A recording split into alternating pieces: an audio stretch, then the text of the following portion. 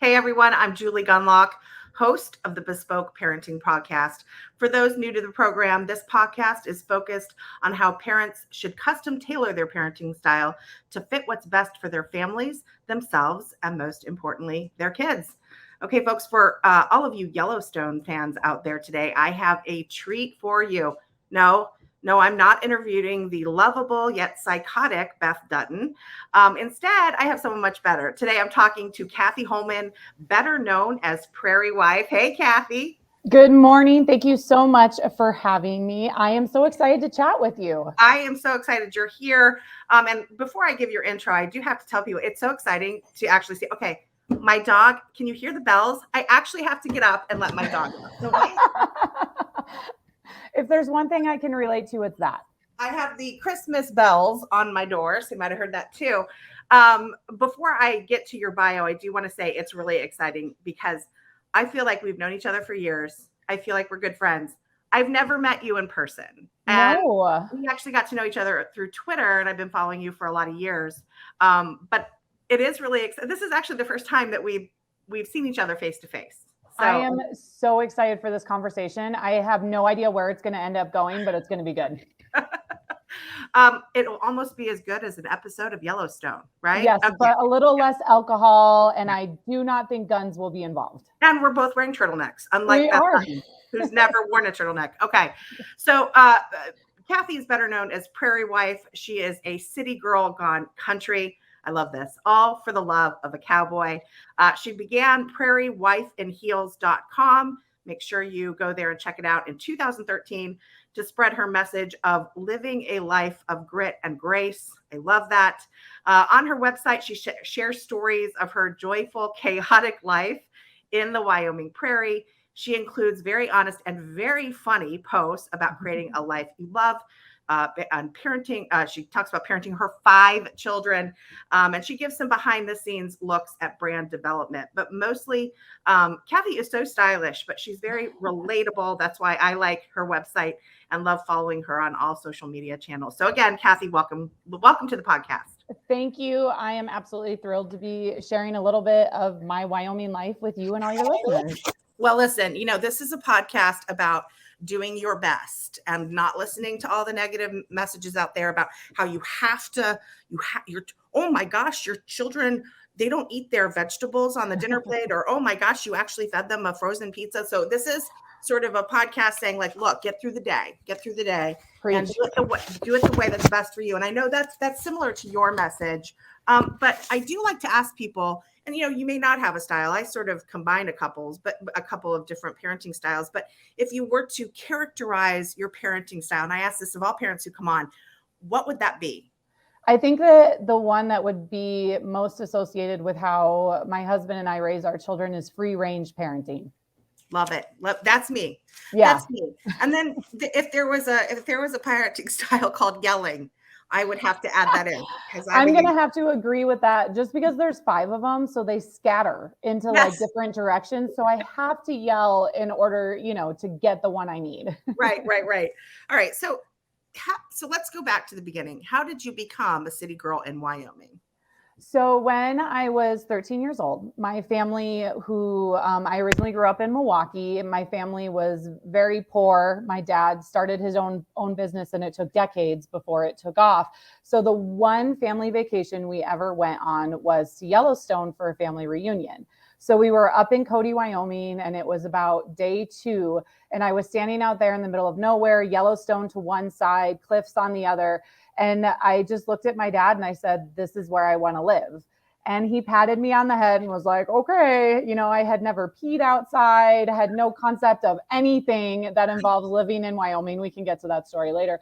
And so when it came time for college, I paid my own way. Again, my parents didn't have money, so I applied to the University of Wyoming. And because I was paying my way, my parents had to just go with it. So sight unseen, because I didn't have money to travel to campus and visit. I hadn't been back to Wyoming since I was 12. I didn't know anyone.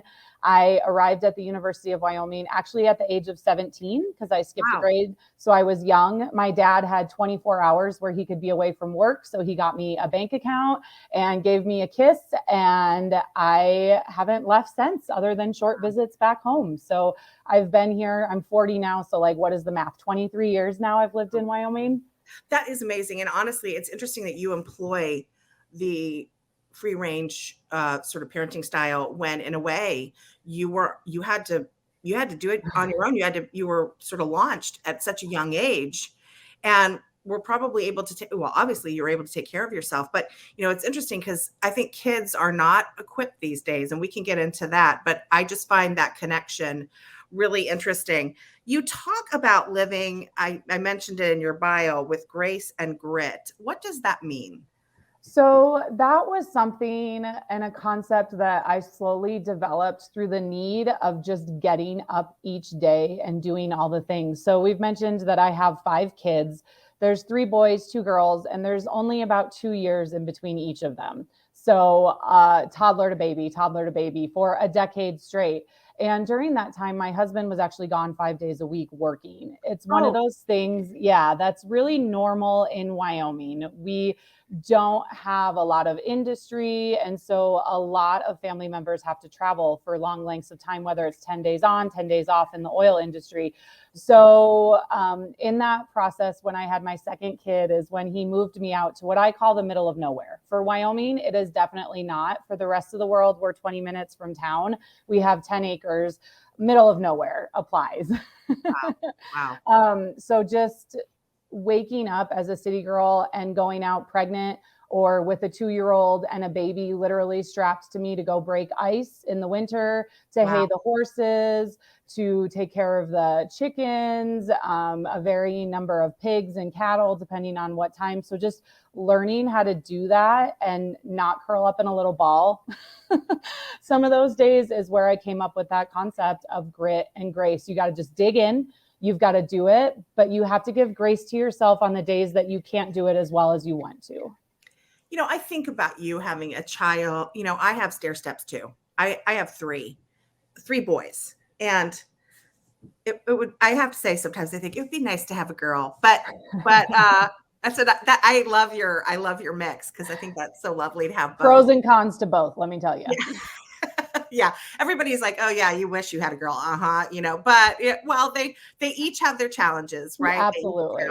And I'm not sure I would like make it out alive with a teenage girl. So maybe God blessed me with just the boys are hormonal too. Oh, like, that's true. Seriously. I mean, honestly, Cathy, we could talk about this the whole time, literally, because it is. I have 1 tween and then 2 teens, so I'm at the beginning of it, and it is different. But I want to talk. I think about, and I'd like your opinion on this. I think about what women complain about these days. You think about,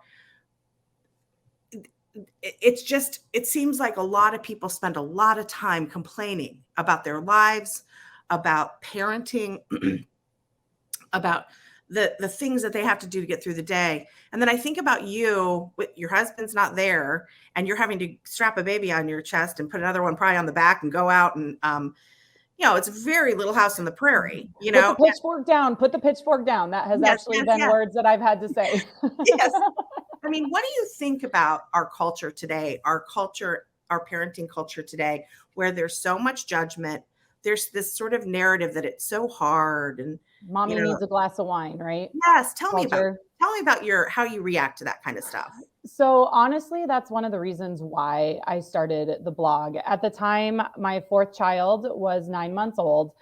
And in Wyoming, we're isolated. I will literally go 2 or 3 days without driving into town, especially now that I'm no longer working, because we'll go buy groceries for 2 weeks at a time. That's just how we roll here. So it's very isolated. And when I began my parenting journey almost 17 years ago, there wasn't FaceTime. There wasn't, Facebook was just starting to be a thing. And so once a week, I made the deal, okay, I'm going to go into town and I'm going to go to story time, or I'm going to go to a La Leche League meeting, or I'm going to go to a MOPS group, because I knew I had to make those connections, especially because when we moved to this rural area, I didn't know anyone. And my husband was immediately gone. When I first moved here, I had a 3-month-old and a 2-year-old. I needed to have that support. And through that support, I found a group of women that were open and honest about the hardships of parenting, but in a way that was supportive, not in a way that was bemoaning, if that makes sense. And anyone that follows my Prairie Wife in Heels blog or any of my social media knows that I am very open and honest about the ups and downs of parenting. But I like to think I do it in a way that's helpful and productive, and it gives you permission to have those emotions, but not to wallow in them. And that's where that grit and grace idea comes from, because parenting is freaking hard. And I have 5 kids and 5 different personalities. We also have an exchange student from Spain living with us for a year, because why not? So I currently have an 18-year-old boy, a 16-year-old boy, a 14-year-old girl, a 12-year-old boy, a 9-year-old boy, and a 7-year-old girl. Like any emotion or stage of puberty that you can have, we have. But so there's challenges, and there are days like, you know, today, I don't know how many times I was like, do you have your shoes in your backpack? Have you fed the dogs? You need to get out to the bus. You have to hay the horses. I'm not driving you to school today. I have a podcast, right? Right. But you can do it with a sense of humor. And I share in a way that respects my kids, which again, a whole nother conversation being so public about parenting and the struggles of it while respecting your kids' boundaries. But I talk about how my teens, they don't want my help half the time. And I've had to learn to just keep my mouth shut. And, you know, my daughter got stood up for a dance 20 minutes before she was supposed to be there. And how do you deal with that as a parent? And what's the right call? How do I teach her to navigate that when she's 13 years old? And I didn't think we had to go through that. So when I do share the hard parts of parenting, I always make sure I share a solution. I share the ending to the story, whatever that looks like. And I think as parents, we get stuck in that, oh, it's miserable. Oh, it's hard. And there are moments of that for sure. But it's balance. It's balance. And you will never see me post the mommy needs a glass of wine, because that's not my vibe. If you need a glass of wine to get through every day, if that is the moment you are looking forward to every day, you have responsibility to stop, step back, look at the big picture of your life and figure out what's not working. And this isn't me just, you know, preaching it. I actually just left a month ago a career that I loved. For 4.5 years, I had a radio show in the big town near me. And it was an amazing way to spread that message of living a life of grit and grace throughout my community. And I walked away from it, not because it wasn't successful, not because it wasn't bringing me amazing opportunities, but because it was taking away too much from my family. I could not maintain that level. You know, it's funny. I am at a point too where I'm starting to assess the busyness of my life. And actually my career's going really well, just like yours. And it's funny because one of the things I do is I host a morning drive radio show. And the hours are, I'm really tired. I have to get up really early and be in the studio. And it's funny because I love that so much. So I'm looking at sort of holistically my whole life and my career. It's funny. This is a podcast through my career. So I'm not going to be like, and I'm going to, and I'm going to quit. And I never would, because I love everything. And I think that's the hard thing. I love everything I do. I am blessed with just such a fun career, and I'm doing things that I love. And I too am in the business of sort of trying to spread messages and help people. And I'm not sure help people, but at least bring stories and bring people's experiences. You are helping people though. We do help people by sharing stories. And that's the whole philosophy behind what I do at the Prairie Wife brand, whether it's as a speaker at events or when I was doing the radio show or now through, my writing and social media. I always say people are going to leave my space feeling better because either they're going to say, oh my gosh, me too. Yeah. Or they're going to say, well, I've got it together way better than that chick does. And they're going to be Right. And by sharing Right. our stories, that's what we do. And what I love about what you're doing with this is you're just saying, look, this is here how one person does, take what you need and leave what you don't. Do what's right for you and your family. And I can tell you, people told me, and this is parenting in a nutshell. They told me, and I didn't believe them. They said your teenagers are going to need you more. That's And you're going to be busier with teenagers. And that was me with like 3 kids in diapers. Like I right. And you're hadn't like, said, oh, and I'm please. like, oh, okay, thanks for that. It's true. And It is that's true. why I left the radio show. I was getting up in the morning and not seeing them before they left for school. My husband still travels. So my oldest son, while he could totally do it, was responsible for getting everyone on the bus. I didn't like it. I was missing every single volleyball game because of nighttime charity events that were my responsibility as part of the radio station. And my son, my teens, they want to talk at 9:30 at night. Well, guess who was already in bed? Or Right. didn't have the energy to listen and engage when they were ready for me to be present. And everything was go, go, go. I was doing And was everything. this, and was I this, didn't drop the ball. was this radio show every day? Every weekday. Yep. Yeah. Every See, weekday, 6 to 10 a.m. And then I also had to write 5 articles a week oh and dear. create content. And then there was also every Thursday night a charity event. And then you have your remotes and you have recording your commercials. So it was supposed to be a part-time job, but I spent 40 to 50 hours a week on it, depending. And then I was running this brand, prairiewifeandheels.com, creating content daily. I have businesses I have partnerships with. Oh, by the way, I was also emceeing charity events and traveling to do speaking events. So everything was getting done. I confidently say that. My house was clean, my kids were loved, they were fed, we weren't eating out every night because when you live 20 minutes out of town, you Right. can't. I was getting everything done, but I was losing the joy. Yes. Yes. And Yes. I wasn't okay You know, with it. it's so interesting too. I feel like there's a positive in this story because I think about that. And luckily, and by the way, I'm only on the radio 2 to 3 times a week. Oh, So nice. I have the end of my week and Yeah. and there isn't it sounds like your radio job was with the events and there was a lot. Yeah, and an hour of travel time every day. Oh, That's yeah. So, I something mean, too people don't yeah, realize. Like, but I feel like the sort of the flip side, the positive, and again, you loved what you did, but think about it's almost an embarrassment of riches that we could choose. We are, and this is the other thing about the negativity out there, right? It's like, goodness, how blessed are we that we have these amazing opportunities and yet are still able to choose, I'm going to scale it back a little bit. I feel like sometimes it's so funny because you're older, you're more confident in yourself. I feel like I kind of know who I am now. Like I kind of know my style and I know myself really well now. And yet I have teenagers who need my time.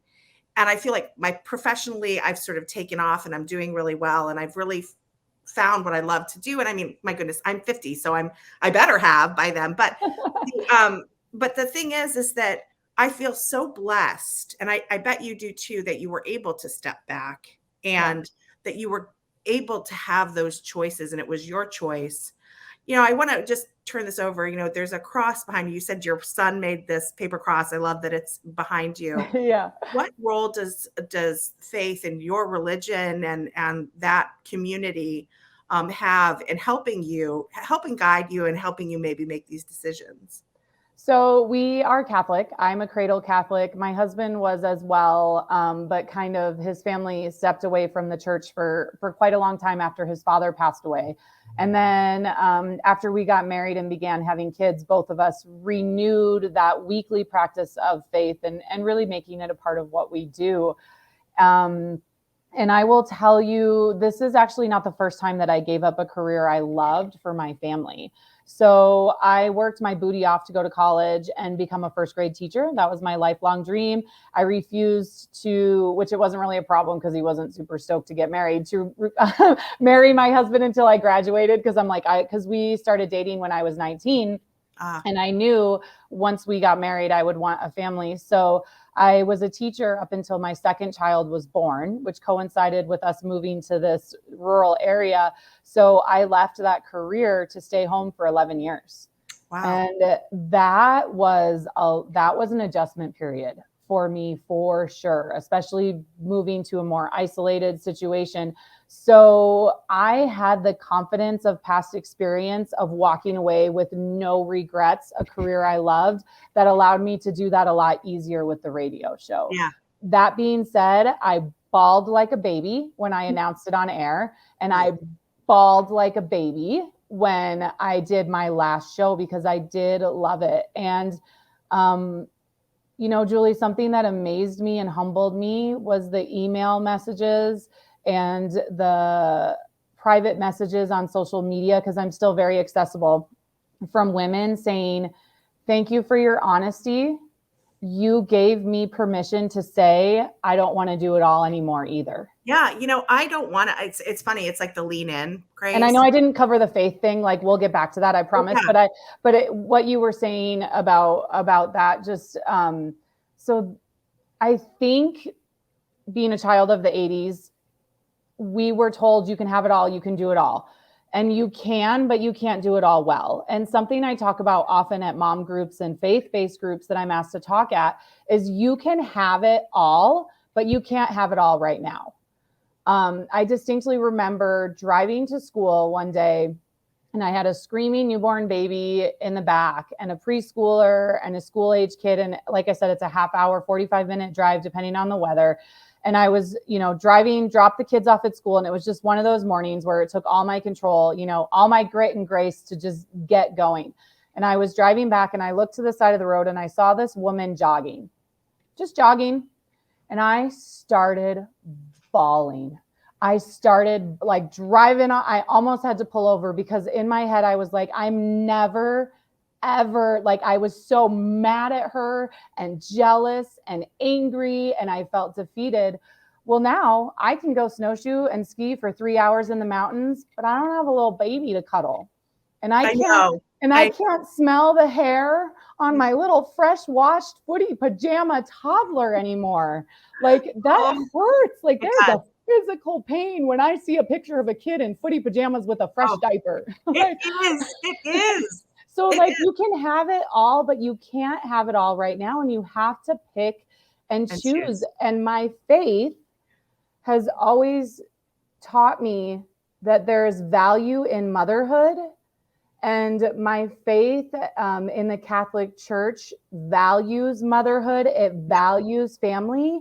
And so that gave me strength to pick family, even though, like, I was just at the post office the other day, and with the best of intentions, the sweet guy's like, miss you every day on the radio. I wish you hadn't left. Oh. And while I know he's saying it to be sweet because he loved my contribution to the community and that voice, it also was like,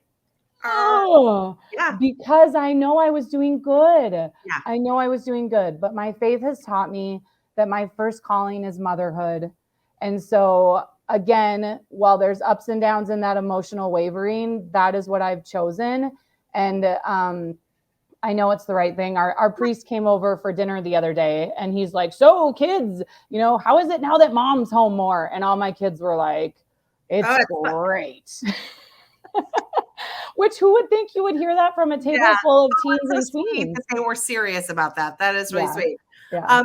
Let's talk a little bit about, it's inspiring to hear you talk about, you feel called to be a mother. I'm really curious your opinion on how women today, young women, first of all, there's never any talk of, you can run out of time, and that's a whole nother issue. I mean, I feel like, and that is something I would like to talk with someone about. Women are being tricked.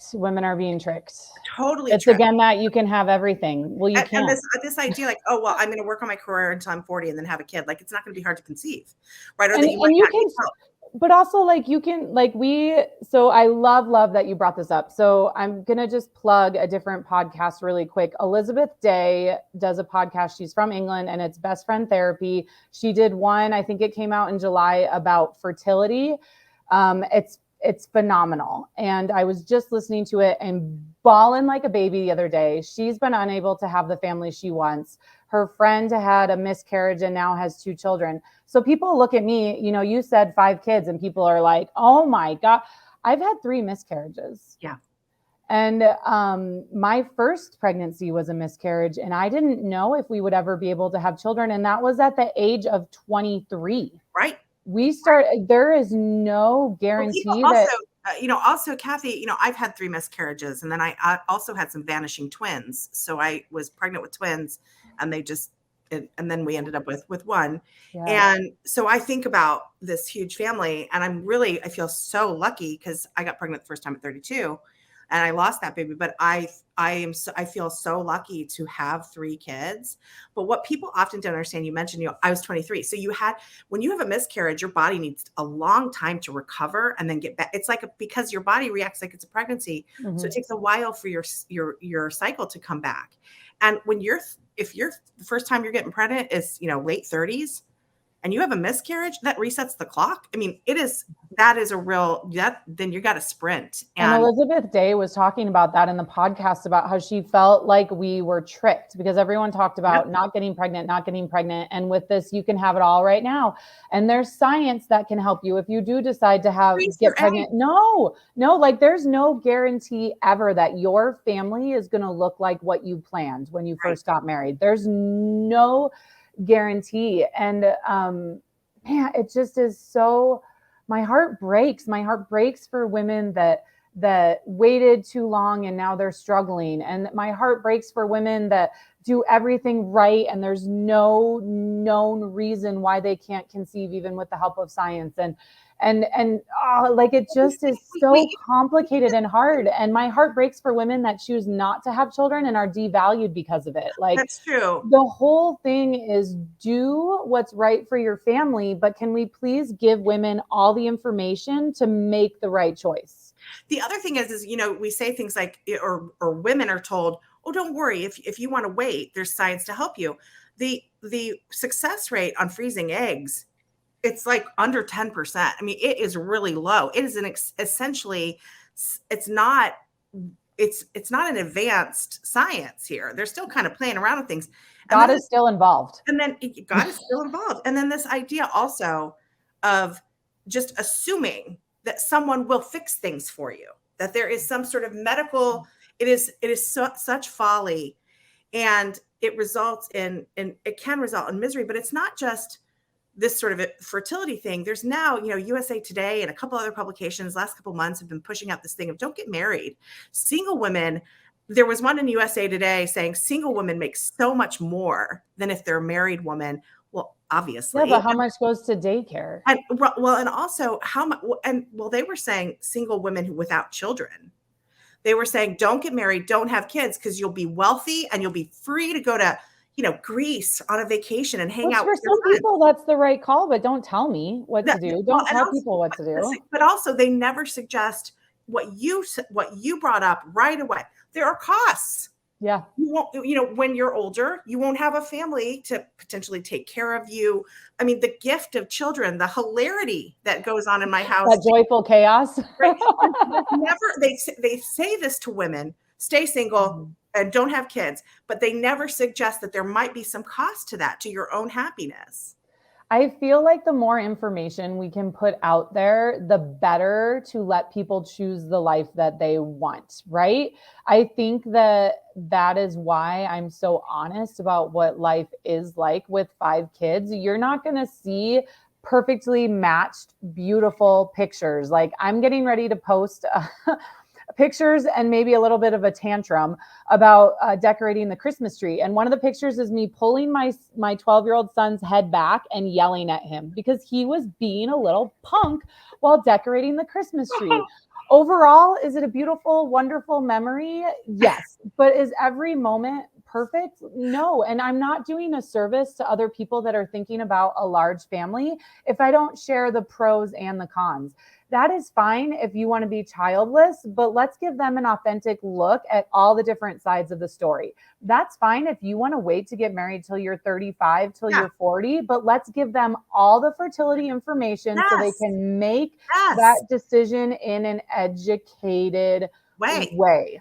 Yes, absolutely. That's all I'm asking. Just put it all out there. This is a perfect segue. And honestly, I have like a billion questions for you that I have. Part 2 is coming up, right? No, I'm just kidding.